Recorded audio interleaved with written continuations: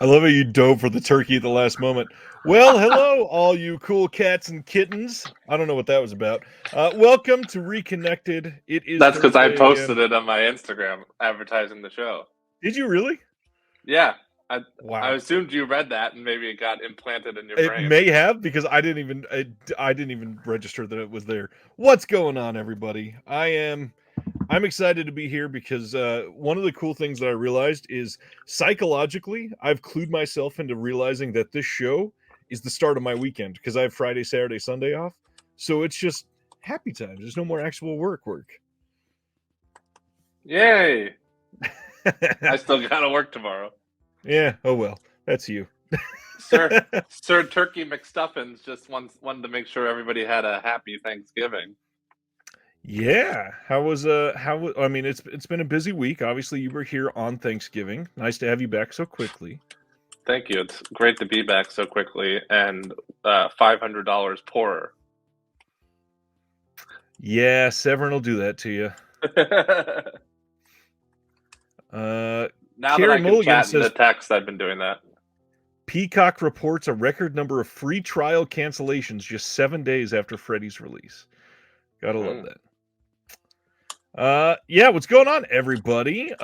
Now that Stan is here, I want to be able to say something. Stan just passed a message on to me, and you're going to appreciate this because you know him and are a fan I of love his. Stan. Not Stan. Hold on.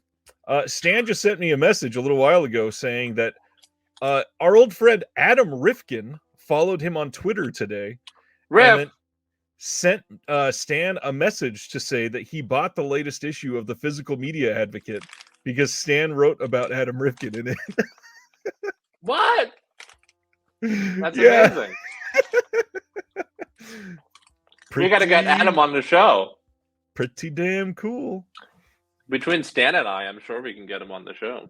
Oh, I'm sure. Yeah. And he was on Just the Disc fairly recently, too. So it wouldn't be out of his realm all that far. Hi, Paul. So what else is going on with you this last week since the sales? I've been selling certain organs to make up for the money I spent during Black Friday. Yes.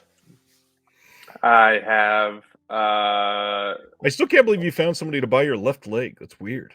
Yeah. It's been a little rough getting around on, with crutches, but it's worth it to have that snow globe from Cemetery Man. And I don't know, not too much. I guess it really only has been about a week, huh? Literally a week, yeah. I went to last night. I went to an advanced industry screening of Mr. Monk: The Final Case, the Monk movie. The first time we're revisiting that character since the show ended in 2009, which I found it hard to believe that it had been that long when they mentioned it during the Q&A. But if you're a Monk fan out there, highly recommend it. Comes out on Peacock December 8th, although apparently there's been a record number of Peacock deletions since. But maybe you want to resubscribe and watch Monk. I liked it a lot as a big Monk fan, and I got to chat with Tony Shalhoub, who's one of my top 5 favorite actors. So that was fun. Well, we mentioned Peacock and we mentioned Freddy's. It would be, interesting to talk for a moment about how crazy it is that Five Nights at Freddy's was such a massive opening for Blumhouse, for Universal, whatever, and it was a film that was day and date streaming as well. And for a long time, the studios were saying we can't do both at the same time because it won't make money. We kind of just proved that if the movie is appealing to certain people, you can still make money in the theaters. Oh, yeah. Big time. And that if it's a bomb, it's going to be a bomb whether it's in theaters or on streaming. Exactly. No matter what. The same effect will happen no matter what. Craig is posting in the comments, before I forget, I pre-ordered Shout's Silver Bullet, and it came with the poster. I have nowhere to put it. Anybody want it? I will send it off to anyone. Yeah, send it off to some cool people, and then never order from Shout again. Let's not endorse that necessarily on this channel. But speaking of sending things off to people, I'm going to be talking about this in a little while. I'm going to be giving away a copy of Kill Butterfly Kill from Neon Oh, hell Eagle yeah. video. If anybody's into this, we'll talk about this during the show tonight. And then some other things came in for review, I guess, or just to take a look at so we can talk about them. Mary Pickford came in from VCI via MVD. I've never seen this, but it's a VCI release, so I'm very curious to nitpick the quality. Uh, the other title from VCI is Appleseed. This one I had not heard of, but some of the cast in this, Clint Howard, I did not expect to see that name on this. So very curious to check this out. I know you're at work and not at home, but any recent pickups come in that you want to highlight or you're excited about? Remember that time I was on your show from work and somebody called me a scab in the comments? Oh yeah, I was there. Yeah. Good times. Yeah, really great stuff. I agree with Tony. Stan, Tony Shalhoub is a genius. Well, my Eagle titles came in as well, but I guess that was more last week. You're just talking about this past week. I didn't get anything. Whatever you want to highlight. Well, I'll highlight those two Neon Eagle titles, Kill Butterfly Kill and Red Woman Red Handcuffs. What is that one called? Red Woman Red Handcuffs. What's it called? Gosh. There's a collar and then there's handcuffs. I want you just to keep trying just so I can see if you can get there. I also got Ratman. And then and those aren't both Neon Eagle. It's important to say Ratman is Cauldron. Well, yeah. Zero Woman Red Handcuffs is Neon Eagle video. I was so close. I knew there was a number in there somewhere. But Neon Eagle's a sub label from Cauldron, correct? In a way, Cauldron does the distribution for them, but it is Jesse and Brian from Cauldron working with Jared from Mondo Macabro. Oh, okay. And I got the CD Trader, my favorite store here, movie shop here in Southern California that a lot of you heard me talk about many times. They were having a little Black Friday sale the day after our last show. And so I picked up a bunch of cool things there, including Raw Force from Vinegar Syndrome with Slip. Very coveted, that I've been looking for a while. I got some other cool. I got all three Martin Scorsese World Cinema box sets from Criterion that were probably, really the best price that I'll probably ever find them at. They were already pretty heavily discounted as is at CD Trader because they tend to have good prices, and then with their 20% off Black Friday sale. It was kind of a win-win, so I grabbed all three. Although now number 4 is number 4 out or is it coming out? Number 4 came out, I believe, last year. Okay, so I have to pick up that one then. But yeah, you got them all cheaper than the Barnes and Noble price, but also 20% off on top of that. So you got you got like steals on those. I mean, you were messaging me, "Are these a good price?" And I said, "If you don't leave with those, you're an idiot." Type of message. Yeah, the sticker price was already cheaper than the Barnes & Noble sale, and then 20% off that. So it was kind of a no-brainer. So I took advantage of their Black Friday sale and supported my local favorite shop after spending $500 at Severn. What can you do? Recover. That's what we all need to do at this point.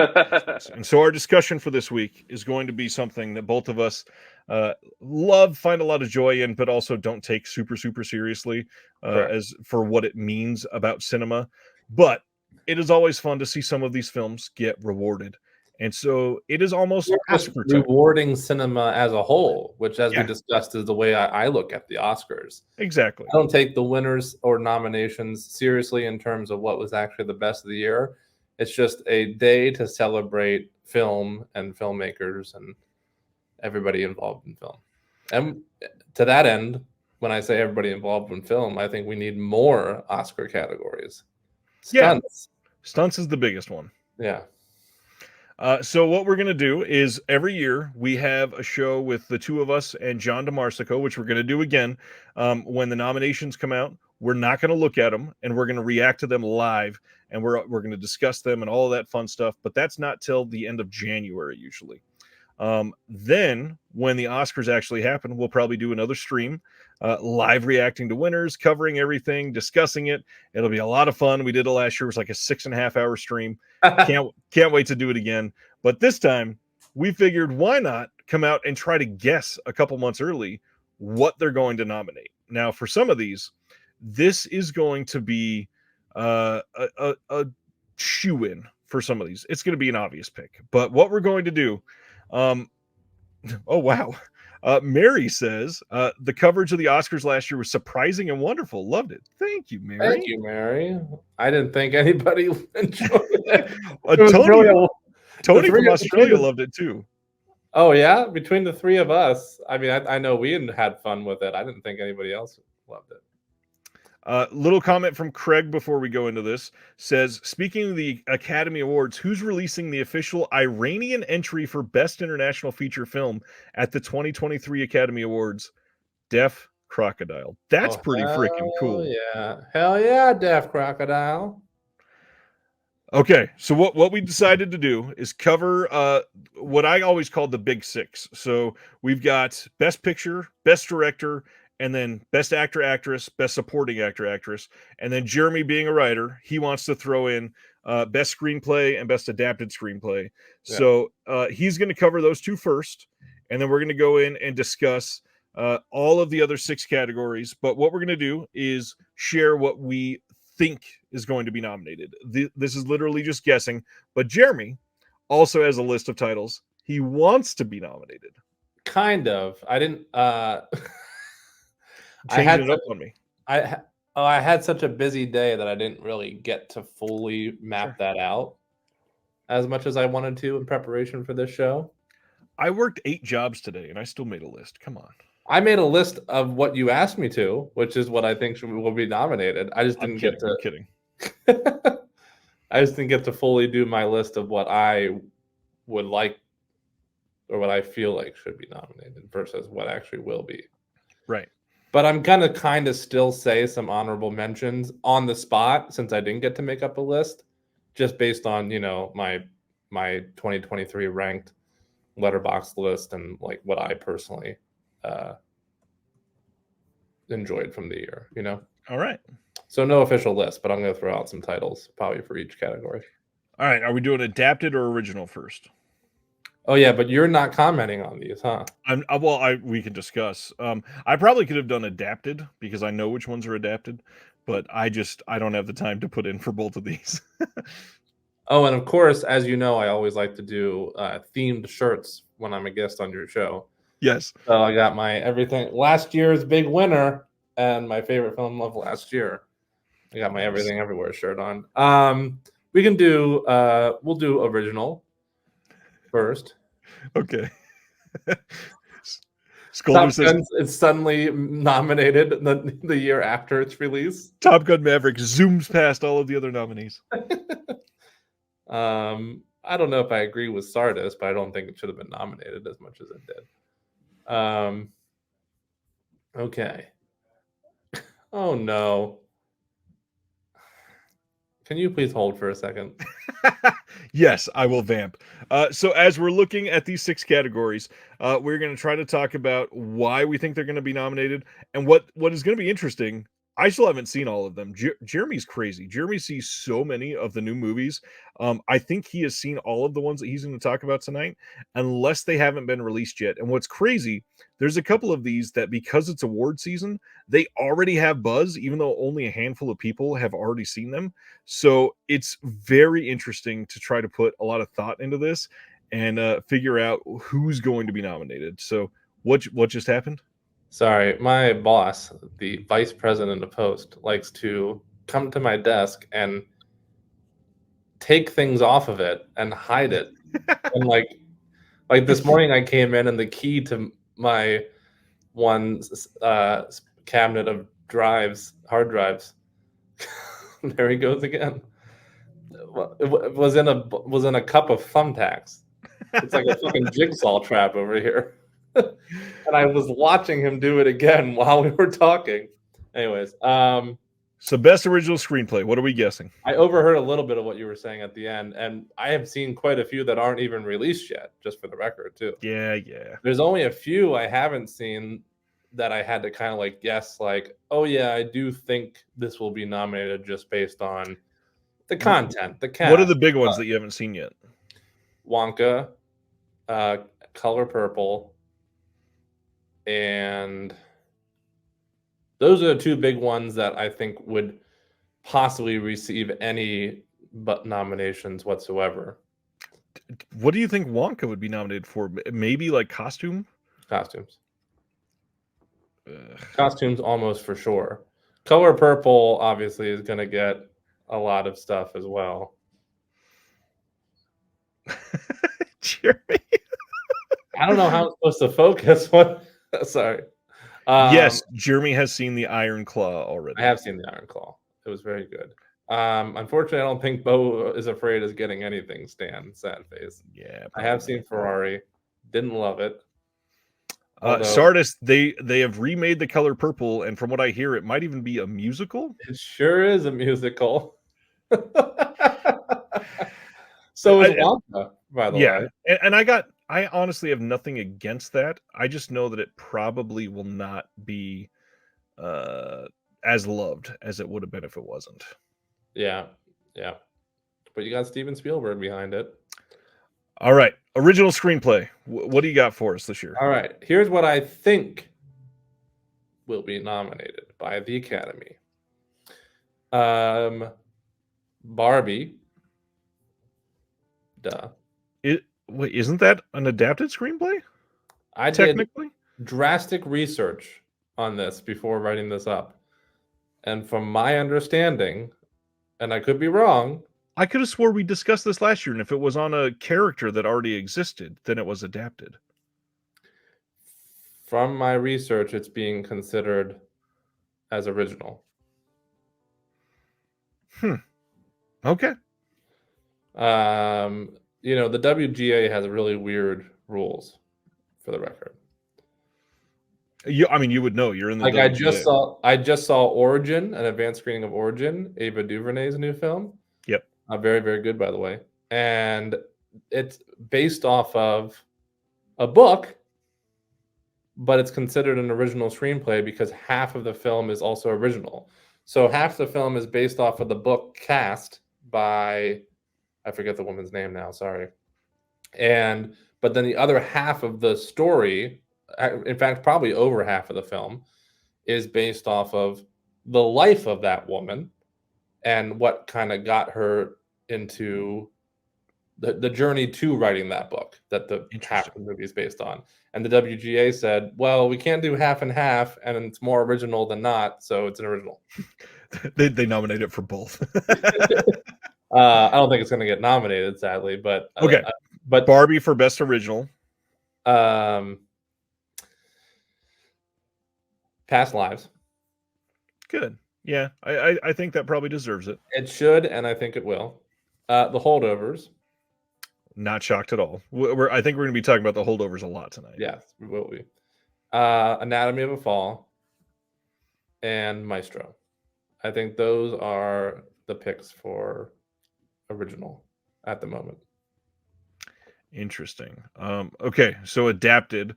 Oh, and I don't think I said when we're doing these, we're going to do 5 titles for each category except for Best Picture. We're going to go up to 10, which is the maximum that they can nominate.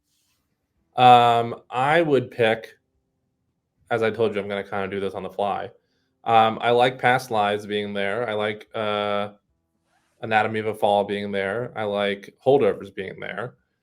And even Barbie, I think.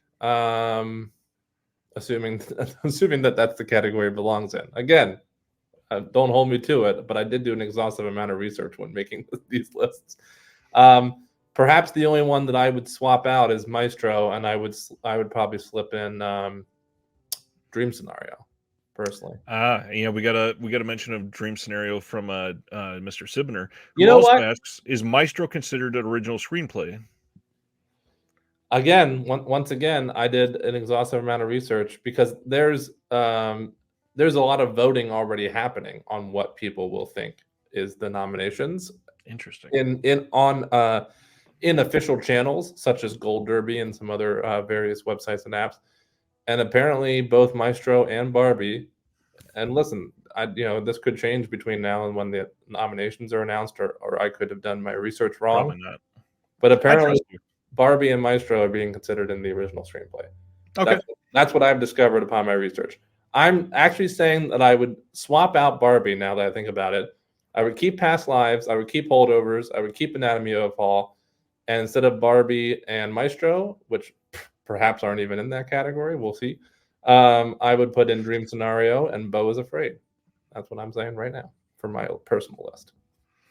I feel like a failure because I meant to watch Beau is Afraid about 2 months ago, and the hard part is there's so many things that I have to watch because I'm working on them or appearing on other podcasts and stuff that it's dictated my watching patterns recently, and I hate that. So I will be doing my best to watch Beau is Afraid over the next couple of weeks.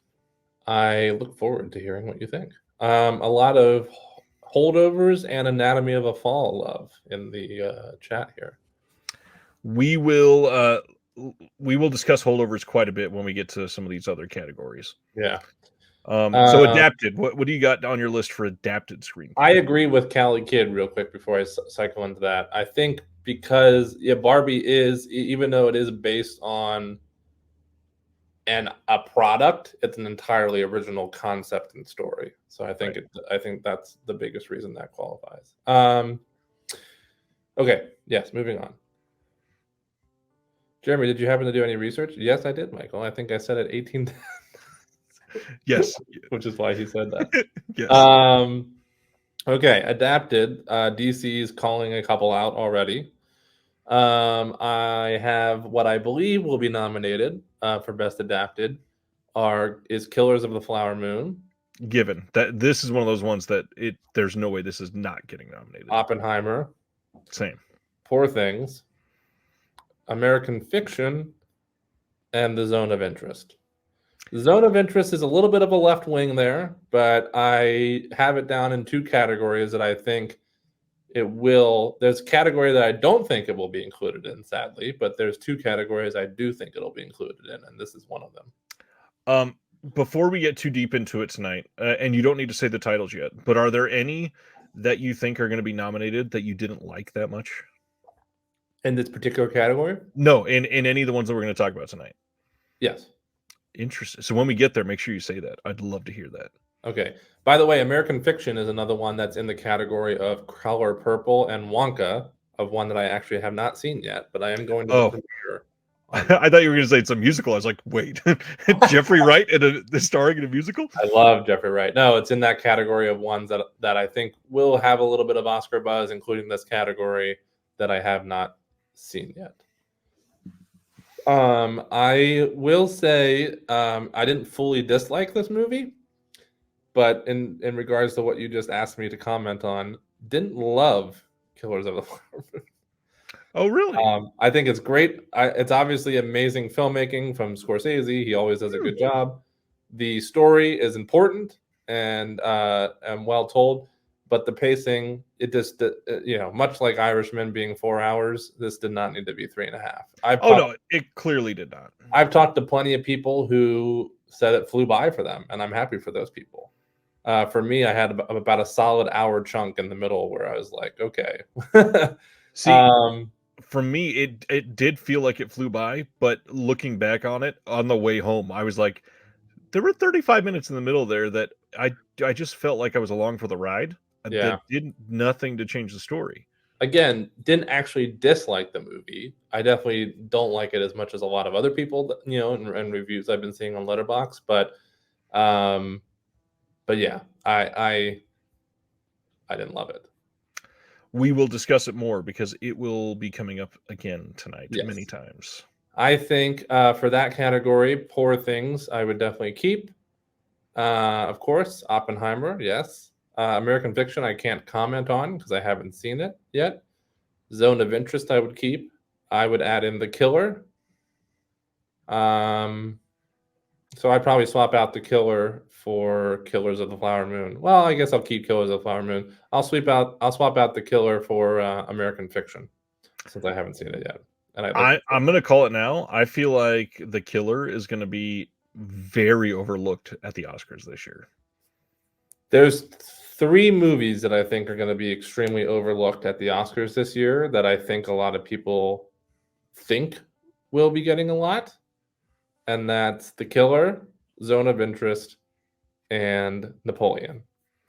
I know Napoleon's been getting a lot of crap, including from me.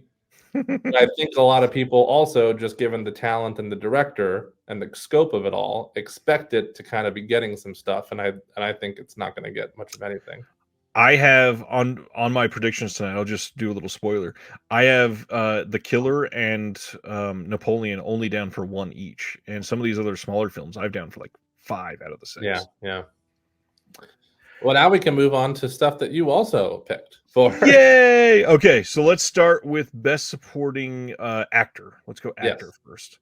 You go ahead. I will go ahead since I haven't said anything yet. My 5 that I'm guessing so far, and I'm iffy on a couple of these, but I'm going to guess.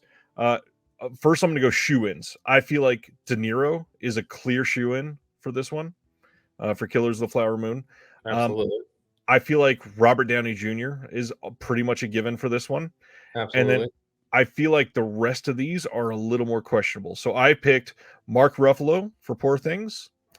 I picked Matt Damon for Oppenheimer just because he is pretty solid in that. And then the last one, this is kind of a wish on my behalf. I want Paul Mescal to win for All of Us. Would love Paul Mescal, especially since he got that nom for After Sun and didn't win. Which he absolutely should have won. Absolutely should have, 100%. I'm mostly with you. We have, you said Gosling, right? Ryan Gosling? I did not. Oh. So I'm with you on De Niro and Robert Downey Jr. By the way,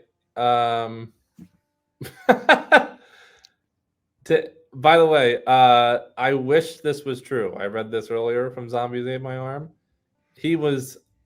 That's a career-turning role for Glenn Howerton in Blackberry, and I actually love that movie. I don't think it's getting any recognition from the Academy, sadly. I'm sorry to say. DC, I hope that's a joke.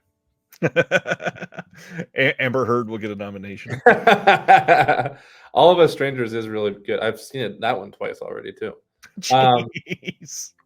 So I agree with you with Robert Downey Jr. I agree with you with Robert De Niro. Those are both givens. I'm pretty sure Ryan Gosling is a given as well.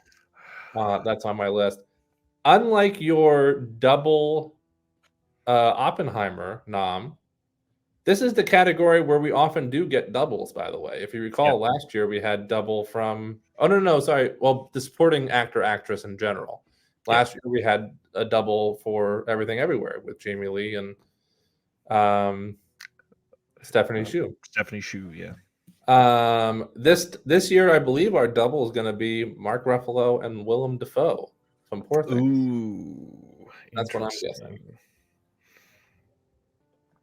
Yeah, I think this is a big question. Big Disc. He says, I wonder if Saltburn will get any knobs. I love Rosamund Pike and Barry Keoghan and Linus Sanger in cinematography. I would love Barry Keoghan to get nominated. I think he just, unfortunately, given the caliber of that category, does not stand a chance at the moment.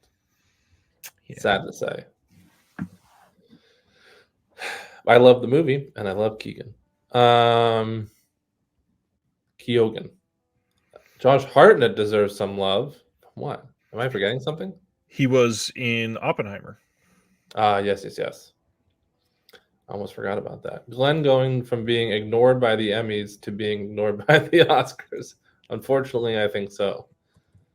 I don't know about Jeremy Allen White, DC. I don't know how much buzz Iron Claw is getting, if I'm being quite frank. But otherwise, I agree with pretty much the rest of your list from DC. No love for Cillian Murphy. Well, that's Best Actor, and we're getting there. We will discuss. Anything else for Supporting Actor? No, I think we can move on. Okay, Supporting Actress. Would be actually. That's right. Yeah. I would Robert. I think it's Robert Downey Jr.'s best performance, so I would keep him in there. I would keep Ryan Gosling. I'd keep De Niro for obvious reasons. Mark Ruffalo is so good in this one. This is tough. I would maybe because I would like to include Paul Mescal as well. So I'll swap out Willem Dafoe for Paul Mescal and keep the rest of my list the same. Nice, not too bad. List. Willem Dafoe has a lot of awards. He's fine. Okay, go ahead. All right. Well, let's have you do your guesses for supporting actress first, and then we'll do your guesses, my guesses, and then your picks of what you would want. Okay, copy. So for best supporting actress, I have what I think the Academy will nominate. Yes, Charles Melton would be. No, I think he would be supporting for May December. Ronnie, I think. Best supporting actress, I have Divine Joy Randolph for, of course, Holdovers. I have Danielle Brooks for The Color Purple, which I haven't seen yet, but based on the film, the content, the buzz, I suspect as much. Well, and her talent, she has been incredible in everything she's ever touched. Very true. Also, for all those reasons. Emily Blunt and Oppenheimer, of course. Julianne Moore in May December, which I believe is being considered supporting. I don't think we're getting like a double lead type of situation. Before you reveal this one, we are 4 for 5. Let's see if you can pick the same one I did for the last spot. I actually went against the grain on number 5. There's I think at least 2 people that are being considered probably higher than this person in this category, but I just kind of went, not only is this somebody that I think deserves it more, but I went off the radar a little bit, and I think they might, I don't know, America Ferrera and Barbie. She is one that I was choosing between. Yeah. So we had the same first 4, and I went with this is my only pick for Napoleon. I think Vanessa Kirby might get the love for this. Vanessa Kirby in Napoleon, and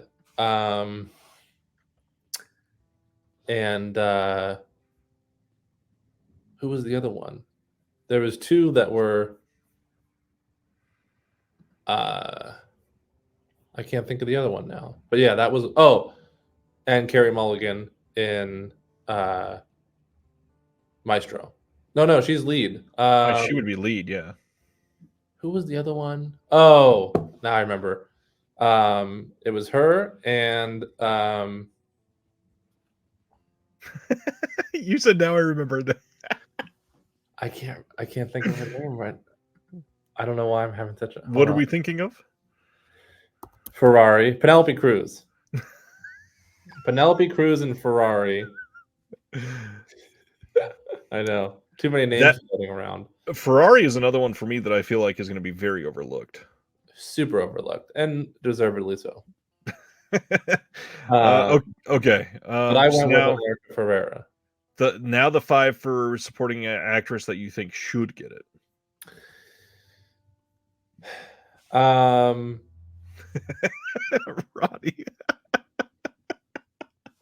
Roddy said that was painful. Why? Yes, it was. Because I couldn't remember Penelope Cruz. Well, not only that, it was I remember. It was DC. Oh, DC. Lily would be lead. Lily is lead actress, yeah. From what I understand. Rosamund Pike would be supporting, but I don't think they're going to acknowledge that, unfortunately. I would keep Divine Joy. I would definitely keep Julianne Moore. Definitely keep America Ferrera. That's kind of a personal pick anyways. And I haven't seen Color Purple yet. I don't know. This one I would probably keep pretty similar to what it is, actually, off the top of my head. I bet you if I actually sat down and like worked on the list more, maybe I'd come up with something different. But right now I'm going to keep it the same. Sibner is asking for Lily Gladstone. Would they go for supporting just to secure a win? I got to be honest. I think she wins for lead. The only one that might come close is Emma Stone. I think it's going to be a tough battle between those two. But I mean, if they did move her to supporting, then she would secure the win for sure out of this list. But I also think that's a bit of an insult to her. It's a bit disingenuous, Yeah. I think, to the film. So, I mean, she is the film. That's the whole. Yeah, I think she'd rather lose it to Emma Stone in lead than win it in supporting, anyways. So. Okay, so that was Jeremy's wish list for best supporting actress. You want to go to best actor or best actress next? Best actor. Okay, best actor. So my first, and what's funny is out of these, I've only seen 2 of the 5, and I am just guessing on some of them, and I really want to go. One of these I kind of cheat because I think 2 of them are literally neck and neck. So I'm going to say the first that is an obvious choice here. I think Leo gets a nod, no doubt, for Killers of the Flower Moon. It's obvious. I think Cillian Murphy is the other obvious choice. He carries the entire film, and it was that and Barbie coming together. It was the biggest pull of the summer. They're going to nom both of those. No doubt. That's why. I mean, Barbie and Oppenheimer are like 2 of the biggest noms in all my categories because of that craze that helped. I mean, they're both great films.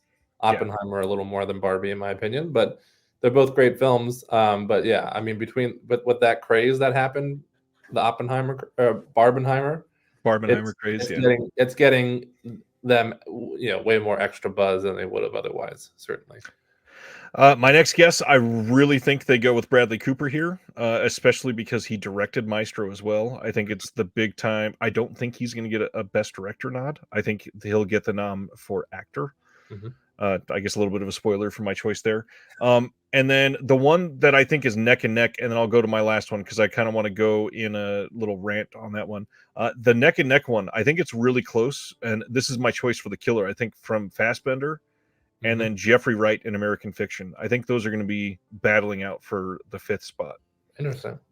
And then the last one, I think it's a really obvious choice to go with Paul Giamatti for The Holdovers. Yes. And I really want to remind people that were not around when it came out how much of a societal craze Sideways was. And this film feels a lot like Sideways when that was coming out. And everybody is hyped over it just like they were with Sideways. I think that this is going to be a much more lauded film than people are giving it credit for now, even though it just came out and a lot of people are talking about it right now. They're not talking about it in terms of next year's winning. I think this is going to be a very named film during the ceremony. Mm-hmm. I would agree with all that. And our lists are very similar. Cillian, Bradley, Leo, Paul, and I pulled a Ronnie and put Coleman Domingo. I figured that was going to be. I figure if they're going to give Rustin anything, it'll be that. It's a great performance for, as Ronnie put, a very average film, unfortunately. But my personal pick, I would keep Paul. I would keep Cillian. I would put in Teo Yo for Past Lives. He's incredible. My favorite film of the year, and he's incredible in it. I would put in Nicolas Cage for Dream Scenario. Wow. And probably for my 5th slot, it would be a toss-up between Michael Fassbender in Killer and Joaquin in Beau is Afraid. Wow. No Leonardo DiCaprio love. I like Leonardo. I like Leo. He has a lot of awards. He's pretty much nominated every year for something. And yet he's won once. I think he's great in the movie. Again, you know how I feel about the movie. I have to make some sacrifices when I'm making my personal picks. I get it. And I'm giving Past Lives the love that I know it won't get. It Yeah. will get it in certain categories, but I don't think it'll get it in the actor-actress categories. And that's the thing. I feel like they wouldn't get it in the actor-actress, but the sad thing is I think it would be a great choice to go for the supporting actor, and I apologize, I don't have the gentleman's name memorized, but Oh, her husband? no, not the husband, the love interest from the past, or well, sorry, yes, the new husband, that and not the love interest from the past, the husband, he is astonishing in that Yeah, movie, he's so good. and yeah, We'll look up his name now. He's so good. I think his name is John something. I want to say I believe so as well, and it was mentioned in the chat, yes, and I John highlighted. Magaro. Yes, that's the one. He gives a performance that is realistic and very very human in the way that he conveys emotions. I that story I feel like is told almost through his feelings. Yeah, Love it.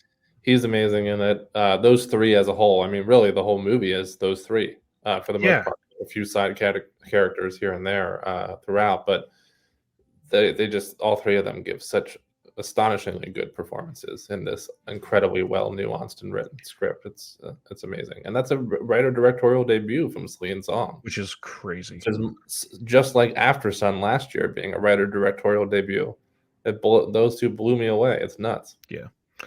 I think Killian's the lock in this one. I think we can both agree To win? Yeah, I think to okay. win. Yeah. Yeah, I would almost be surprised if anybody even comes close. Leo will come close-ish, but I think Killian's a lock. Yeah. Okay, so best actress. You can go first on this one of your guesses. I picked, of course, as we discussed earlier, the two biggest locks, and the real race will be between Emma Stone and Lily Gladstone. Yes. I have Carey Mulligan, who's in the chat with us now, probably getting a nom. I have Sandra Hüller, who, by the way, is also in Zone of Interest, and she's great in that. But I have her down for Anatomy of a Fall, where she's absolutely brilliant. Yep. And then I have Margot Robbie for Barbie. That's my 5. Wow. Once again, we are 4 for 5. Nice. I agree with literally everything you said, except for I think because the Academy tends to love musicals. Mm-hmm. I think they give it to Fantasia over Margot Robbie. Mm-hmm. It's quite possible. It was neck and neck for those two for me as the 5th pick. I do want to point out that DC says, I'm sorry, but honestly, I'm not rooting for Oppenheimer. I think Giamatti is beating Killian. It's very different. Just to clarify, we're picking what we think will be nominated. It's very different for you to not be rooting for Oppenheimer, but realistically speaking, Killian's going to win. Yeah. If we're, and talking about the way the Academy thinks and what the buzz is. I love Paul Giamatti too. So Stan wants to know, do you think the Academy should release the vote counts? I don't know if it makes much of a difference. I don't know if I have an opinion one way or the other. The only thing that I could think is that it would show, which may be a little demoralizing for some of the actors, so maybe it's not a great idea, but this category was a slaughter. This one won by so many. That's what I think. I think in awful. a lot of ways it'd be a bit more of a backhanded type of thing than what they intended to be. Yeah, Ronnie, I didn't want to say that, but I agree. I believe that I had already heard that Lily was being submitted for lead actress. Yeah.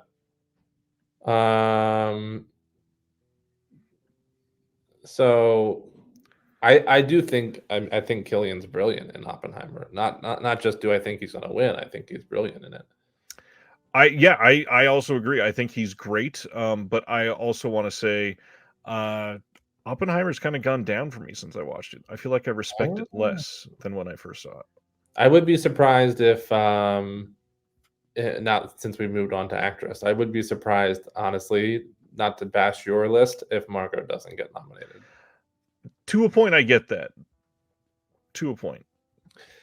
My personal list for that category, I would keep Emma Stone. I would keep Lily Gladstone. A Race Against the Stones, I just realized. I would keep both of them. I would keep Definitely keep Sandra Hüller. And you know what? I'll even keep Carey Mulligan. I will swap out Margot, who I very much love, for Greta Lee in Past Lives, who I think is astonishingly. Yeah. I mean, because you've seen it. It's both of our favorite movies of the year. She brings so much empathy to that movie. I love it. So that's actually my only swap for that category off the top of my head. Before we go into Best Director, I do want to talk about one other thing since we've been highlighting Oppenheimer so much. I really want to talk about physical media around Oppenheimer. Have you seen all these articles and all the this 4K selling out? Yeah. So I told Jack at CD Trader, keep an eye out for the 4K for me so I can swoop in and buy it at a lower cost. So the biggest thing about this is that it was difficult to find the 4K of Oppenheimer for many days over the last week since it released on Tuesday, and the Steelbook at Best Buy sold out on pre-order. You couldn't find a brand new one anywhere. That was a big deal, but they came out and said, Universal understands that people are disappointed that you can't find this. We're trying to get another print going quickly, and essentially it sold out everywhere. Now, me and someone else that is watching right now, I won't name names, we were talking about how many they thought were printed. And he was guessing a very small number. And I said, no, it has to be at least 3 or 4 times that.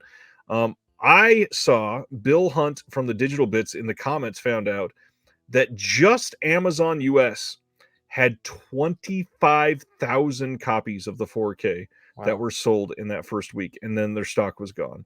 So that means throughout Amazon, Best Buy, the Steelbook, Walmart, Target, and everywhere else, just in the US, there was likely somewhere between 45 and 50,000 copies printed. Yeah, easily. And that means of a brand new 4K film, we have witnessed a title selling probably 50,000 copies of a film in the first week. And in a year when we have had, Disney pulling out of Australia, we've had Best Buy announce that they're pulling out of physical media as a whole. I was just about to comment on that. Them selling out that Steelbook on pre-order is like, it just is like, well, change your mind. Well, the funny thing is that happened like 4 or 5 times this year. Since they've made that announcement. Oh, no, not since, but just the year as a whole. And yes, Craig is right. Nolan, coming out and making an article saying, people, please buy the physical discs instead of, letting streaming win, whatever, probably moved the needle a little bit. Yeah. Honestly, I think the biggest thing is that it's a Nolan film. I think people are going to go buy a physical disc of a Nolan film. It's a beautiful film that needs to be seen in 4K if you're going to watch it at home. Right. And it's just pretty much one of the most popular films. Again, it goes back to that Barbenheimer craze. I mean, but great. It's good. It's good for us. It's good for us physical media lovers. Yes. I really want to just really call attention to that because this is a big deal and it got a ton of bonus features and it's a great looking disc. Beyond happy to have it on 4K. And now we are seeing like a studio scramble to print physical media. And in 2023, that's a goddamn win. That, like, the easiest way to say this is that it is an exciting thing to think about. I know that it's odd because people didn't believe it. They thought it was I've seen a couple of people say it's a publicity stunt. How is that getting them publicity to not have physical copies? That's not a publicity stunt. Yeah, who wins? Who wins in that scenario? That makes zero sense whatsoever.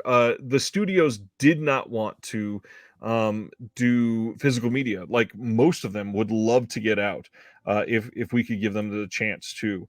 As many people are saying in the comments, I'm mostly stoked not just to watch the film again in 4K, but the extras. 3 hours of bonus features. Right. Yeah, that's a big deal. I really wish that they do well on this next printing too, and we see it do super well. Yeah, just wanted to highlight that real quick. That'd be a fun cover, Carrie. Maybe an alternate cover of Florence Pugh and Killian just sitting naked in those chairs across from each other. And then they'll censor it at Walmart again. Okay, moving on to Best Director. You want to go first on this one, or you want me to? You go ahead, and then I'll go first for Best Picture. Okay, so I'm going to go out on a limb. I think 4 out of 5 here are a shoo-in. I think we have one that is up for debate. Yes, that's correct. I think that we might align on all 5. Okay, so I'm going to say Best Director. First one that's obvious, we're getting Christopher Nolan. That's without a question. Yeah. Second one that's obvious, we're clearly getting Scorsese. Yes. Third one that's obvious, with all the attention, you have to get to Greta Gerwig. Yes. Fourth one, with all of the love going to Poor Things, you have to go to Yorgos Lanthimos. That's very deserving.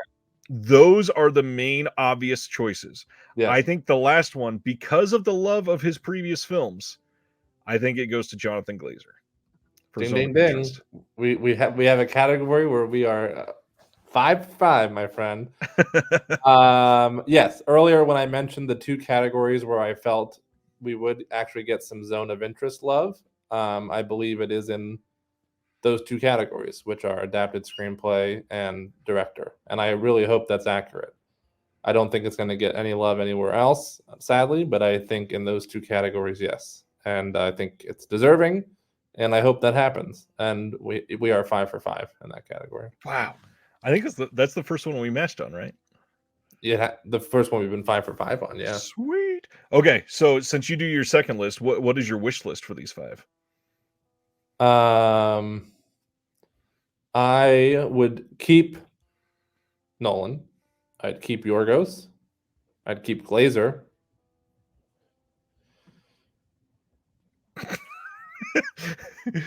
he sees the Scorsese fans lighting their torches. Well, I gotta put Celine Song in there somewhere because for a directorial debut, and it's my favorite film of the year. So, do I swap out Greta or do I swap out Scorsese? I don't. As much as I loved Holdovers, I don't think Alexander Payne's directing necessarily is anything to like call attention to necessarily. You know what I mean? Right. I of course love Beau is Afraid. There's some great directing in there from Ari Aster. You know what? Sorry, everyone. Nolan, Yorgos, Jonathan Glazer, Greta Gerwig, Celine Song. Mike. Wow. I don't know what else to do. No Todd Haynes either. Listen, I love Todd Haynes and I love that movie. I'm a big Todd Haynes fan from day one with him, and I just saw Q&A with him as well, and he was great. Well, yeah. See, thank you, Def Crocodile. I agree. Marty's gotten a lot of love over the years, and I also agree that Killers of the Flower Moon is not his best effort. So that's my verdict. Todd Haynes.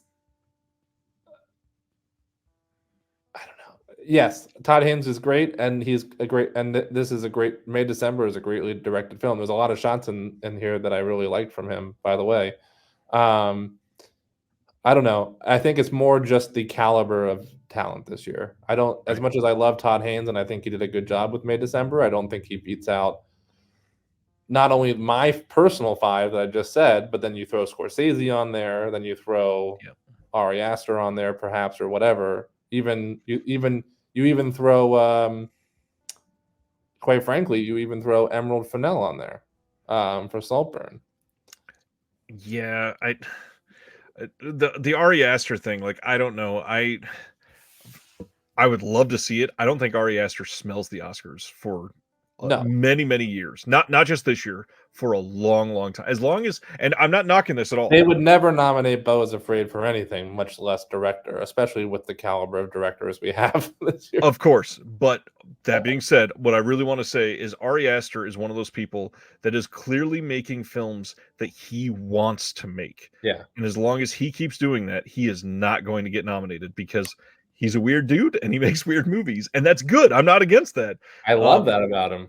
Yeah, and they're not pretentious weird movies. Like, sorry here, it's not Yorgos Lanthimos who makes weird movies that are highfalutin. That is where Yorgos is going to get the love, and Ari Aster will not. Right. DC is really going against the grain a lot in the comments tonight. I enjoyed that film. I don't think it's getting any love from the Oscars, unfortunately. Oh wow, May December streams on Netflix starting tomorrow. Nice. That's right. It does come out tomorrow. DC is against Oppenheimer and against Zone of Interest. Shocking. Well, hot takes. I don't think he's saying that he's against the film Zone of Interest. I think he's saying it's going to get snubbed. Okay. Okay. Yeah, so we are on. Yeah, that's why I didn't say anything about that. Yeah. We are on to Best Picture then, I think. Oh my God. And we're not even 2.5 hours into the stream, Ryan? Well, here's the thing. There's some of these films we haven't talked about a whole lot. And so I think some of these should get some love during this. And I've got at least one that I think has a weird off chance to be nominated for Best Picture. And I really want to see what you think the chances are of it getting nominated. And I'll make a strong case that I think it will. I think maybe we have the same off chance one. Ooh. Maybe, because I have an off chance one too that I want. That there's at least 2 or 3 films that I think could be nominated over this one, and I was like, I think it's going to be blank. Interesting. So we'll see if it's the same. We'll see if it's the same off chance one. You want me to go? Tell you what. Why don't you just go? We're going to go through your list, and if it's also on my list, I will say it's also on my list, and then we'll discuss one at a time. One at a time. Okay. I'm going to go with obviously from like what I think is mostly a lock on downwards. Okay. Yep. Okay. Oppenheimer. Yes, I think this is a lock, and we should discuss the film for a second because we haven't said a whole lot about it. I think this you is do a one at a time discussion or at the end? Full-blown discussion. So this one, I think it deserves the love. Can Sir Turkey McStuffins join the conversation? I think it deserves some of the love that it's getting. I think it's wonderfully shot. I think that it is incredibly acted by Cillian Murphy. I think that it will not have the lasting legacy that it should. I think that the sum of all of its parts are really good, and I would love to see it do well in the long run, but I see it losing some steam. Interesting. You see it losing steam even after it sold out 50,000 copies on 4K? Yes, because those people are not voting in the Academy. I think it is a beautifully shot film, of course. I think the fact that there's zero CGI and it's all practical effects is stunning. Obviously, Nolan always does a good job. There's no doubt about that. We kind of all went in expecting a pretty spectacular film, specifically visually and sound-wise. I think not just Cillian, but the entire cast is phenomenal. Everything from bit parts to our main leads and supporting like Emily Blunt and specifically Robert Downey Jr., who I think is astounding in this. And Matt Damon, Rami Malek, who has like fucking one scene that he talks in and 2 others where he doesn't. That's the other thing about this movie. Nolan's using A-list actors as glorified extras through half the thing. I mean, Emily Blunt and Josh Peck. Benny Safdie. No, that was, I guess you didn't get that. That was a joke about Josh Peck. He's using A-list actors and Josh Peck. I said something to my friend Sam about that when him and I went to the one PGA about it. I was like, it even made me like Josh Peck a little bit. Emily Blunt is blurry in the background for like the first hour of the movie that she's in it. Yep. It's nuts how he kind of like is like, yeah, you're just gonna hang out back here, and Rami Malek, you're gonna not say a fucking word in like 3 scenes before you finally have one scene. It's something I think only he could get away with. But The acting, just the acting across the board for me. And most importantly, and this is my biggest takeaway from the film on top of all that, is the incredible pacing of this film. I mean, for me, and I've heard people disagree, and that's fine, because I've heard people say that, like you said earlier, Killers of the Flower Moon fly by for them. And that, for me, this movie moves at such a rapid pace, with some scenes being like less than a minute long, that it's like so much information is flying at you at once that you can't take your eyes off of it, and B, that 3 hours to me felt like an hour and a half personally. Yeah. Yeah, I agree with the pacing, but they also want to fit so much in this movie. There's a that lot. You have to pace that quickly. And we'll talk about Killers of the Flower Moon in just a second, because I'm sure that's going to be another lock for you. Sorry, now my vice president of the Post boss is walking by again and acting very Okay. I wish you could see what I'm seeing right now. Do you want to come in? He just shook his head no. Second lock for you for Best Picture. You can see what he thinks is going to win Best Picture. Second lock for Best Picture is Killers of the Flower Moon. Okay, so the first thing I want to say, I think Killers of the Flower Moon should win for Best Score. I really want to point out, I think the score for this movie is amazing. Yeah. Amazing. I do think this is a lock. It's obviously going to get nominated. I don't think it will win. I don't think it should win. But I also want to highlight, I think it is, in my opinion, and Craig is probably going to jump all over me if he disagrees. I think this is my favorite Scorsese third act in a while. I really love, like, when you say in a while, how many films do you mean? I'm trying to think if I agree with like you. 81. I don't know. It's a good question. It's definitely his best third act, I'd say, within his last 4 films, maybe. I'm looking right now. I think it's a better third act than Irishman. I think it's a better third act than Silence. I think it's a better third act than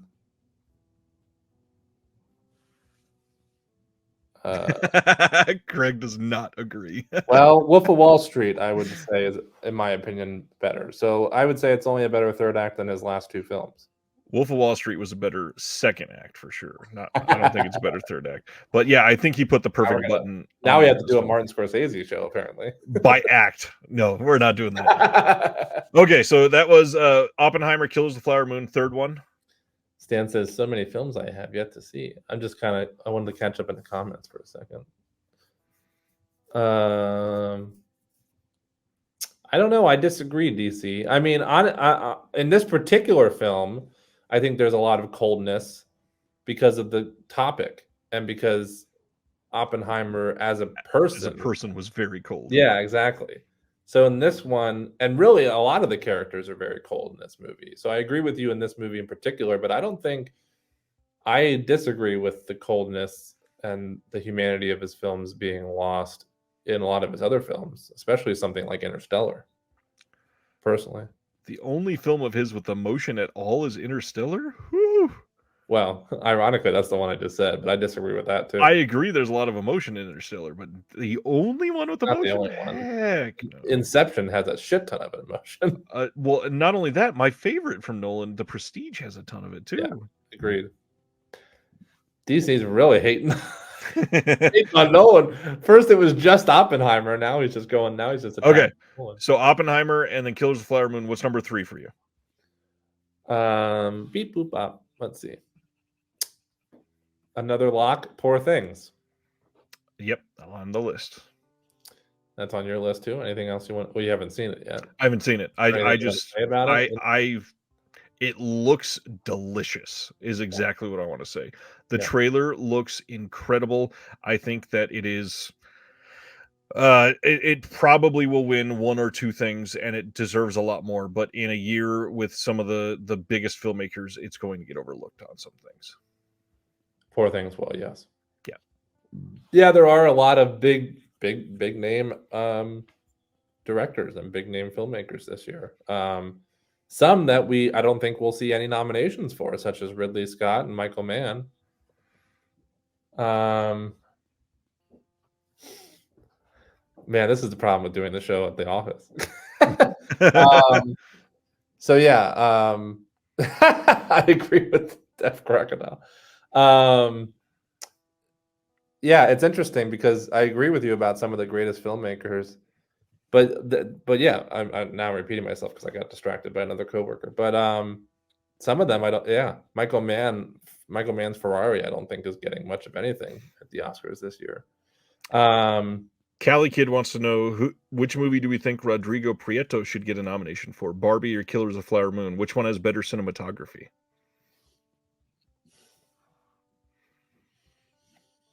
Barbie. It does. It absolutely does. Sorry to say. Yeah. Okay, number 4. Speaking of Barbie, got to keep that Barbenheimer craze going. Obviously, it's another lock, I'd say. Definitely a lock. I think that this is an incredible movie, and one of the biggest things that we haven't touched on tonight yet at all, that set design is perfection. Yeah, that's why as soon as you said about the cinematography, Barbie Land is just like, I mean, she's already there was that Letterboxd video that went viral with Greta, of course, and I think she's talked about in other interviews too. Yep. She's pulling from Jacques Tati, she's pulling from Jacques Demy, and she's just creating this very, and other names that I can't pull off the top of my head, but she's pulling in these influences of the most eye-popping, colorful kind of cinematography in a Barbie film that started with a 2001 reference. Yeah. Like, come on. Yeah. Honestly, nobody could have made that movie, I don't think, besides Greta Gerwig. Oh, no. Nobody could have made it. Certainly nobody could have made it that interesting and that poignant, but much less at all entertaining. But yeah, it does have amazing cinematography, production design, costume design. It's nuts. I think we're on to number 5. Number 5. Oh, halfway point.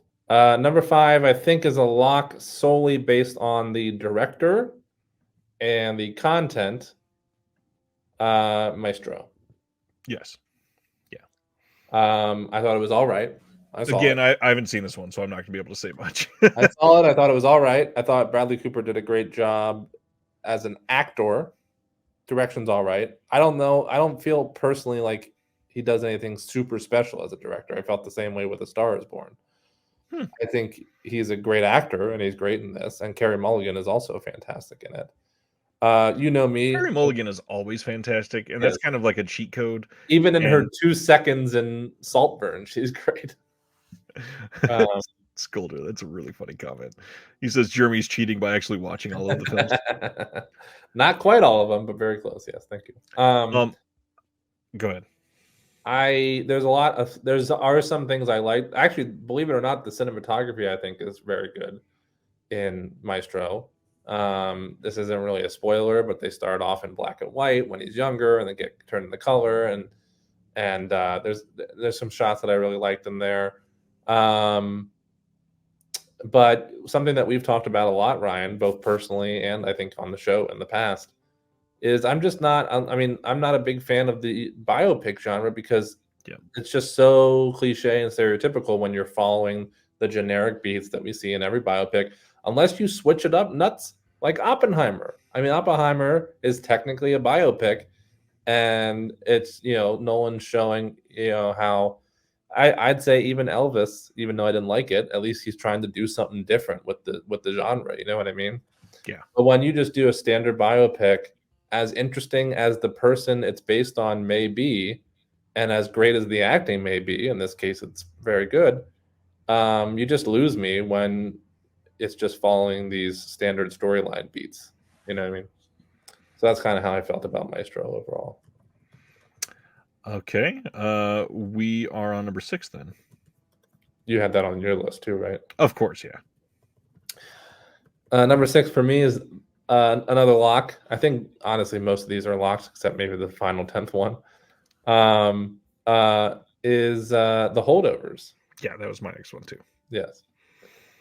Again, I haven't seen it, but I'm gonna just reiterate what I said earlier about Sideways. Is this feels like it has that ramp up, like trending. Holy crap! This title is getting a lot of love right now. Type of movement like Sideways got.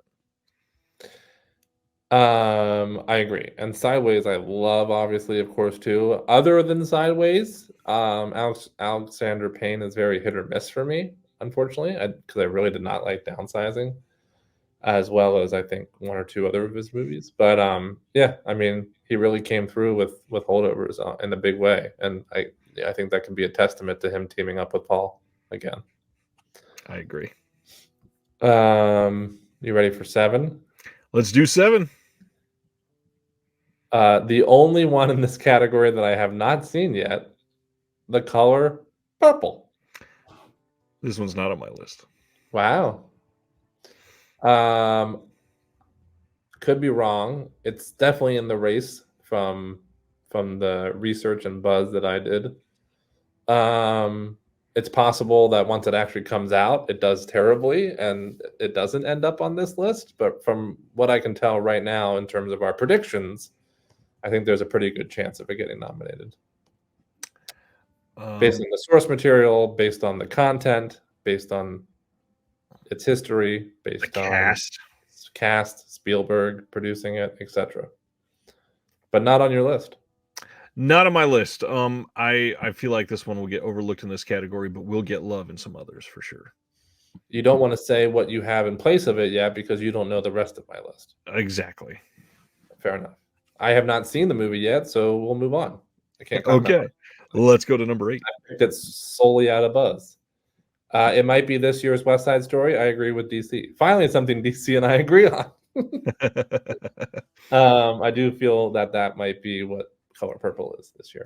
Sibner says, "Are we just assuming there will be 10? We don't know what they're going to be, so we're just guessing 10." Yeah, we're doing the max, which is 10. It could technically be less. You're right, but we'll see. Next is what I hope is on your list, and what I think both of us feel should win Best Picture. Oh, Past Lives. Past Lives. Yes, this is also on my list. I think this is honestly, and this is probably solely because of the fact that this has more nominations in the category. I think this is sadly the only love Past Lives gets is in this category. Really? You didn't mean that in a good way. About this year's West Side Story. It was a diss somehow. But it is going to be this year's West Side Story.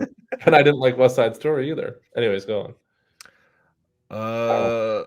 We were talking about Past Lives. So I don't see Past Lives getting nominated in any other category at the moment, is what I'm saying, which is why I feel as though this is the only category it'll get some love. And I think what I mentioned is that it's solely just because the category is extra 10 instead of 5. Had this category been more like 5 or even 7, it's quite possible Past Lives wouldn't have even ended up in this category either. So, funny enough, I still think it does, even if it's down to like, well, if it's anything below 7, I don't think it gets 1, 2, 3, nominated. 4, 5, 6, 7. Well, yeah, if it beat out Color Purple, which I have above it on my list technically, then yes, it would still fit in at 7. So we'll see. Okay. That was your number 8, right? That was my number 8. Okay, number 9.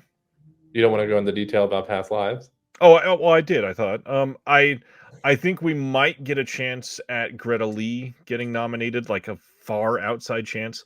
Far outside chance. And then the other thing, it might get original screenplay, but I did say that earlier, didn't I? Yeah, it was on my list.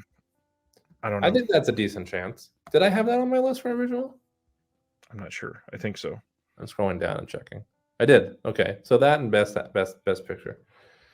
And honestly, that's fine. I mean, all the actors deserve it, especially Greta Lee. But if it got even just those 2 acknowledgments, I think that's great. And again, our 3 actors in that are fucking amazing. Phenomenal in every way. Okay, number 9. Oh, DC says, oh, okay, then we do agree. Oh, and he says Greta Lee is going to get nominated. I think that's a very bold statement, but we'll see. Tough, yeah. I would love for her to, honestly. Number 9, Anatomy of a Fall. Also not on my list. Wow, But I've not seen it. There's already 2 that are not on your list. Okay. Yeah. It should also be nominated for editing, by the way. It's a fast-paced, mostly almost courtroom drama that just keeps you guessing, keeps you on the edge, keeps you wondering. Brilliant performance from Sandra Hüller. Brilliant performance from whoever plays her son in the movie too. An amazing child actor performance. A great dog acting performance, which you may have already heard about. I remember I saw it with my friend Anthony, and he was just like, he leaned over, he's like, that dog is acting right now. And you'll see what I mean if you've seen the movie or when you do watch the movie. Anyways, I think this is getting a whole lot of buzz, and it's been getting a lot of buzz even straight out of Cannes, I believe, is the one where it really got a lot of love and attention. It was one of the ones I was most stoked to see at this year's Beyond Fest, which is where I saw it early. Nice. TC has another opinion on this one. And I guess that's all I'll say about it. And you have nothing else to say because you haven't seen it. And I know literally nothing about it. So that's probably my problem with not putting it on here. So let's go to your number 10. Number 10. Is this the off chance one? This is my off chance one. So we'll see. So far, you have 2 different than me. We'll see if this is maybe the same one you were thinking of when you said that you had an off chance pick. I put on Air. Yes. I think this is a very Academy-friendly movie. I think so too. They love Ben Affleck. They love Ben Affleck. They love director-actor combos, which is what we mentioned earlier about Bradley Cooper. They love sports films, which it's tangentially related. They love ensembles. Yes, they do. And in a year of like corporate origin stories, I think this is the one that is going to get the only little bit of love. I went out of my way to add this one, even though, again, I think there are, even with my list that you've just heard all 10, I think there are like 2 or 3 that would easily technically be above it. But I do have a sneaking suspicion that they go the Air route. Yeah, this would not surprise me at all if it was on their final 10 list, and I genuinely think it will be there. My 3 on this list that I've just finished, now that we're at number 10, that wouldn't necessarily be locks, even though I'm pretty strongly I'm pretty strong in my suspicions in putting them on this list. But the only 3 that I would say aren't locks are Air, Anatomy of a Fall, and Color Purple, I would say. I think everything else is a lock, in my opinion. So the other 2 that I have that were not on yours, I think Zone of Interest has a real chance of getting some love here. That was what I was talking about. I didn't want to say it out loud earlier, but that's what I was talking about when I said I put Zone of Interest in some categories and not others. I feel like it's going to get snubbed for Best Picture. They're going to give it love, hopefully, I believe, in Best Director and Best Adapted Screenplay, but I think it'll just not make it onto Best Picture. And then if what some of the feedback that I've been hearing is true, I feel like American Fiction has a genuine chance here. I would say American Fiction has a genuine chance, and that could easily possibly beat out either of those 3 that I mentioned that aren't locks. I think American Fiction could possibly beat out Color Purple, Air, or Anatomy of a Fall, and maybe take that slot for one of those. That's quite possible, in my opinion. I guess we'll see. We got a couple months left. Very not too long left. I'm excited. We're getting close. Well, this has been super illuminating conversation. This has been a lot of fun. DC has a lot of comments against what he says they love Ben Affleck so much that they didn't nominate him as a director for Argo, but Argo did get a Best Picture nom. So yeah. we're Which right in line. Probably didn't super deserve. Yeah. I don't feel like Air is come and gone, actually. As somebody who's in the union, the guilds out here, I've been getting tons of emails. In fact, To be quite frank, there was a screening tonight with Ben Affleck that I didn't go to because I'm on your show. So it's still getting a lot of attention and a lot of FYC for your consideration, buzz, and screenings and stuff. Well, speaking of you coming on my show, do you happen to remember what normally happens when you come on my show lately? I don't know what that means. Is it the Masked Man? Is that what you're referencing? The Masked Man may want to have a chat with you. Happy holidays. You can't say anything back, Jeremy? How many of your followers actually like this segment of their show? I do. All right, go ahead, Masked Man. Can you hear me? Yes. Good. Is your name? Can I take a guess as to who the Masked Man might be? I think it's Corey Hart. How did you figure that out?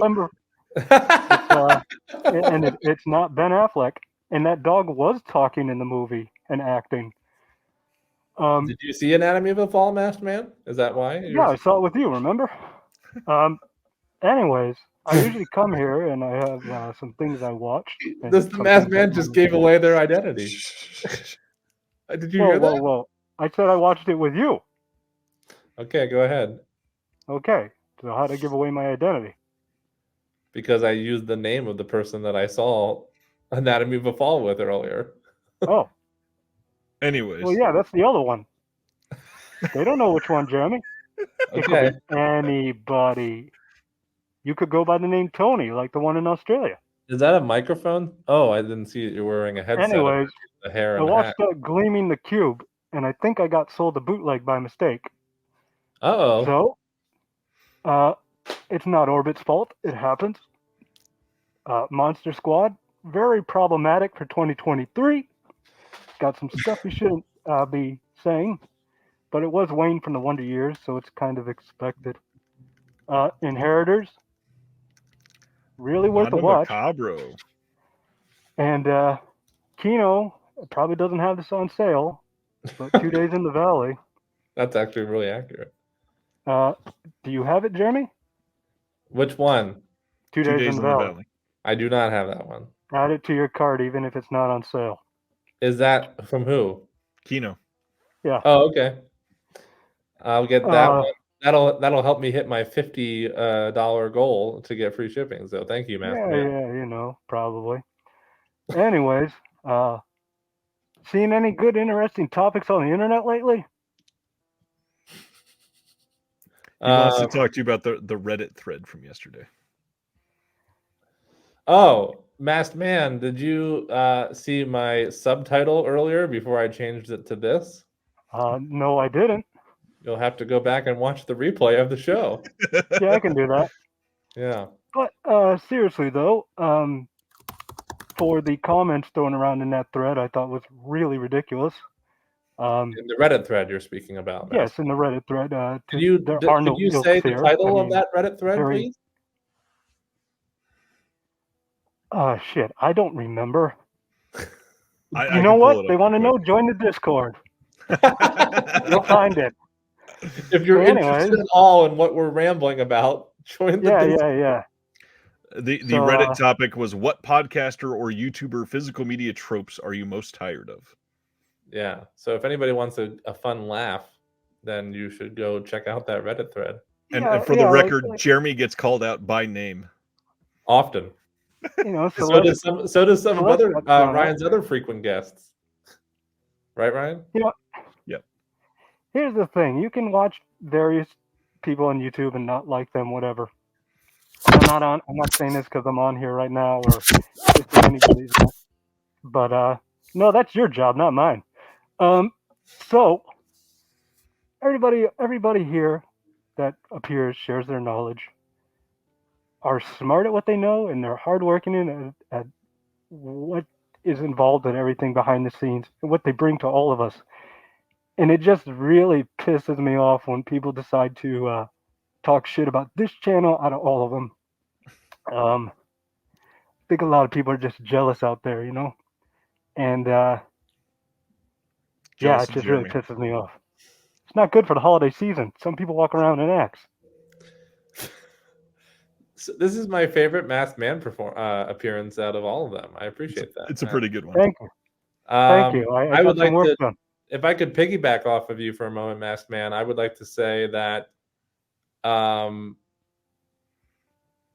have watched a lot of YouTubers, some out of choice and some not out of choice. I don't know all of them personally, so I'm not going to comment on them. But Ryan, don't turn this into like a giant compliment fest for me either. You are. No. Ryan's one of the hardest working individuals I know, and he puts in so much effort behind the scenes on not just this channel, but literally everything he touches. And he's working on so many, he has his hands in so many cookie jars that for anybody to blindly judge him or his work ethic without knowing him and knowing what goes on behind the scenes is just blasphemy to me, and just shows how ignorant they are. The funniest thing, the topic, all they said about me was like, this guy is too positive, basically. Anyways. I mean, if you need an asshole, you can just have me appear. I never thought that'd be an insult. Well, he has an asshole on every Thursday, Will Dodson. A very smart one. But yeah, you know, it's just ridiculous. Like, again, not trying to say, hey, Ryan deserves all the accolades, puts all the other people on YouTube to shame. But we come here for a reason. We know why his channel does well. And it just really annoys me when some people try to act all high and mighty, hiding behind a username. And, you know, silence since Ryan commented in the thread. I noticed that. And I'm sure you got no feedback. Nothing at all. Hopefully of course. They watch this episode. Yeah. They won't say shit. It doesn't matter. I don't want to take up too much time, but, you know, I didn't appear for Halloween. Didn't appear for Vinegar Syndrome. That's okay. There's 2024, Jeremy. But here it's already December. So, you know, happy holidays. Oh, I guess it is. It's December in your neck. It's December where he is, yeah. And also, I saw D. Sidner's comment earlier about Owen Wilson. Low-hanging fruit attacking someone's looks. You shouldn't do that. But I do love your photography, especially the photo where you captured a red hat being burned. Keep it up. That wasn't creepy at all. No. Happy holidays. Have a good one, Masked Man. Be well. Thanks, Get Man. safe to your family. Goodbye. My favorite appearance of you on this show. Have a good one. Oh, what a fever dream that was. It's always terrifying, and it's usually upsetting, but this one was okay. It was wholesome. It was terrifyingly wholesome. Yeah, I'll take it. Jeremy, you are a gentleman and a scholar, and I'm always grateful to have you on here. Thanks everybody for hanging out tonight. Thanks for having next me on week, back-to-back weeks, my friend. I know, that's a treat for me. I love it. I'm happy to be here. This is obviously, like you mentioned at the beginning of the show, one of my favorite discussions. So thrilled to be able to chat about it with one of my favorite people on a show with a lot of people who feel the same way as us and participate in the comments. That's always fun too. It was a great show. Next Thursday is the first Thursday of the month. So that asshole that the Masked Man just referred to and Jeremy just referred to, Will Dodson will be back next week. We are going to be talking about all of these 16 partner label announcements. We're getting Scream Factory or Shout Factory announcements. It's not even Shout Factory anymore. It's Shout Studios. I'm still not used to that. We've already got a couple of those titles leaked, so we're going to be talking about Tenacious D and the Pick of Destiny next week. I'm excited for that. I admittedly am excited about that one, even though Well, I still wonder if the rumor of a while back was that Arrow had Tenacious D, and they still could in the UK. That's quite possible. Yeah. And I would like that, because knowing them, they'll put it out. Well, actually, maybe not necessarily, but I would love a hard box release of that from them. Yes, I don't know that they would, but I think it would be a lot of fun. Yeah, it would be a lot of fun. They could easily get some cool, like, little treats for that release, though. You know what I mean? Like, I can guarantee you, Jack and Kyle would love to contribute some, little goodies and some bonus features. Or, I mean, there's so many, like Fred Armisen is in that. Dave Grohl obviously plays a big part. Back when that soundtrack first came out, and I have it, but it went out of print really fast. I don't know if you recall the CD. There was a bundle that came with a Pick of Destiny. Yep. So it'd be cool if they could throw that into the release too, like an Yeah. updated version of that, where you can get an actual Pick of Destiny in the box. It's too bad we've lost a couple of the main people from that movie, but Yeah. oh shit, Tim Robbins is in that movie too. I forgot about that. Yeah, well, Tim's like Jack's biggest mentor. Yeah. I wonder that kid that was in that. I wonder if he's doing anything else now. Good question. Anyways, thanks for hanging out, everybody. It's been an incredible week. I've got another fun conversation coming out next week on Monday. It is less of an interview. It starts off as an interview, but we are diving into found footage. So look forward to that on Monday. And then the following Monday is another interview, and we'll talk about that next Thursday. Are you gonna drop the name of the person on? Not tonight, but next Thursday we might. Yeah, with Will. Okay. Yes. I guess I'll have to watch Will to hear about that. This has been a lot of fun tonight, and one thing that we didn't really do much is we didn't go back into real deep conversation about the sales. One thing I want to say to everybody, which I hate to highlight this again, but I say this in this every single month when I put this out. The zine is highlighting that people need to be careful, and it's that time of the year that a lot of people make bad choices financially. I'll just want to remind everybody, FOMO sucks. Don't buy things just to keep up with people. What we are putting into this thing is important, but you don't have to buy every release that comes out there. Buy what you want, buy what you can, but if you aren't able to afford it, don't buy it. There's still ways to support physical media without purchasing every single item. Carey Mulligan. I agree with you 100%. Though it's a really tricky balancing act for us collectors on that, but it's an important thing to keep note of.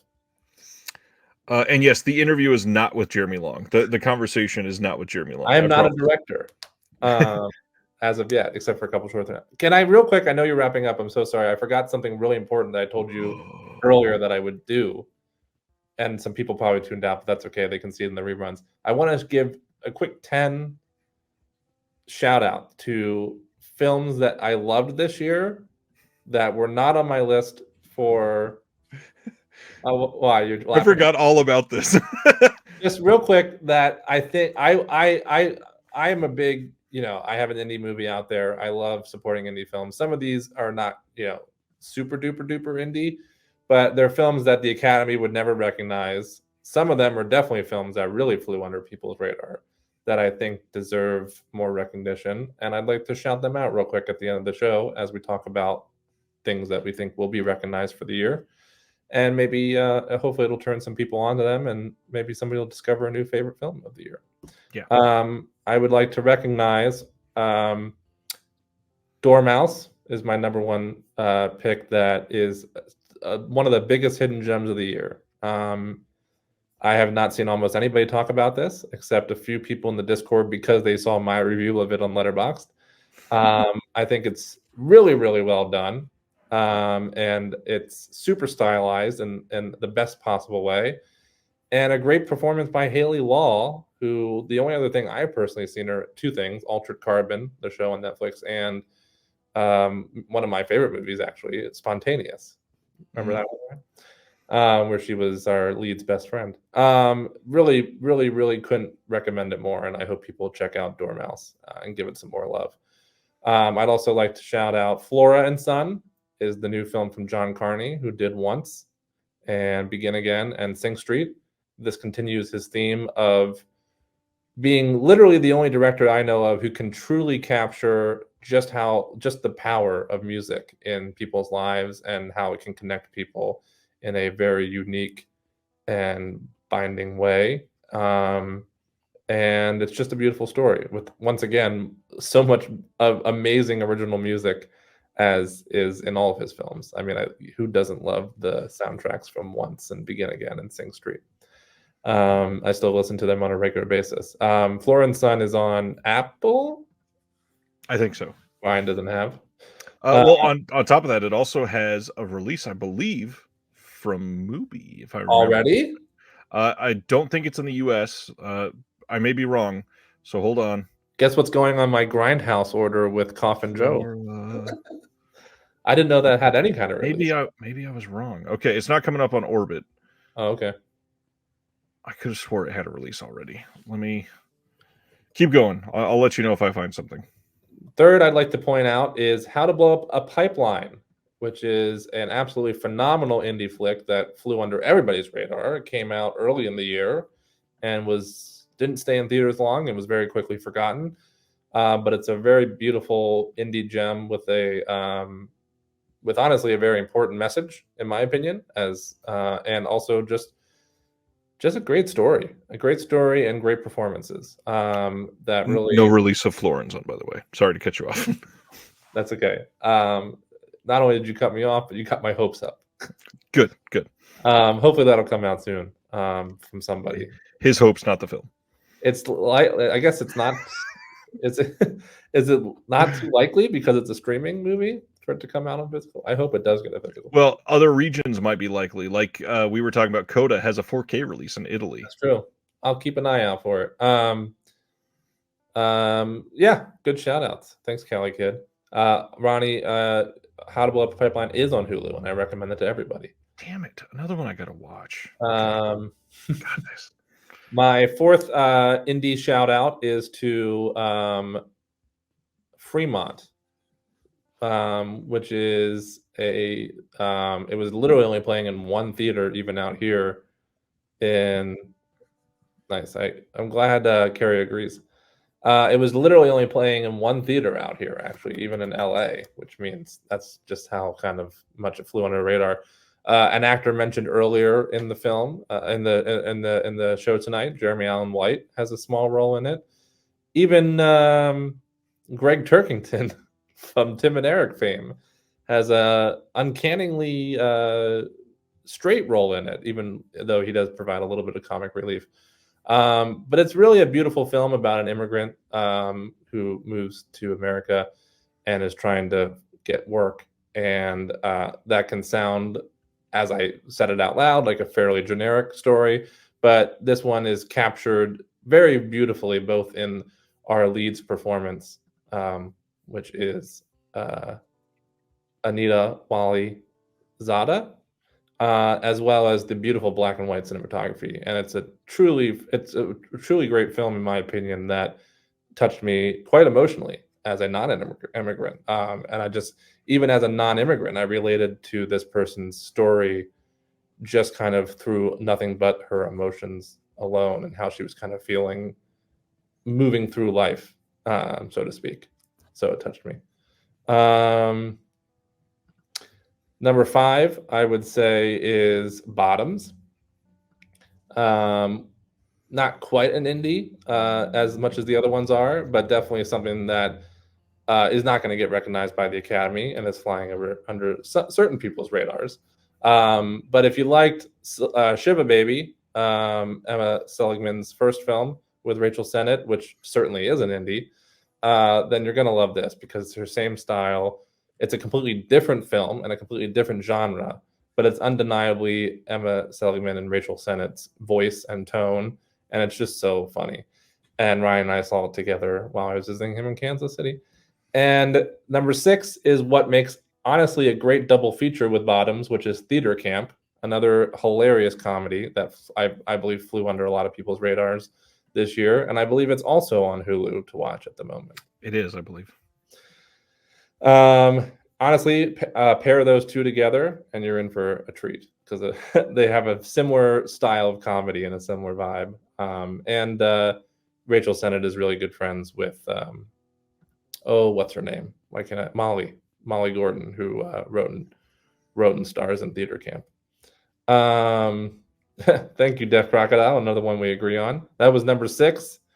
I'd like to also shout out a little indie film with Jim Gaffigan, of all folks, called Linoleum, that is also on Hulu, I believe, to my knowledge, at the moment, and flew under everybody's radar.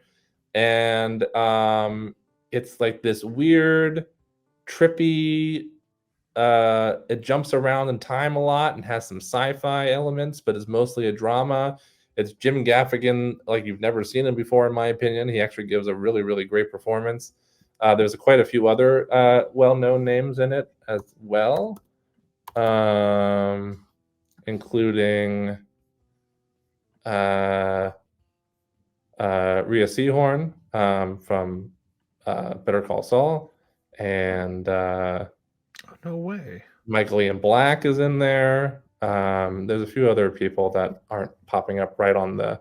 Anyways, it's really a great, in my opinion, it's a great film that I believe went straight to Hulu or straight to streaming or what have you, and not enough people. It didn't get enough advertisement, but it's a really unique, complex story with a lot of heart that I really liked. And again, a surprisingly wonderful performance from Jim Gaffigan. So I'll strong recommend. That's number 6. Number 7, I'll say one that we did talk about earlier, which is Blackberry,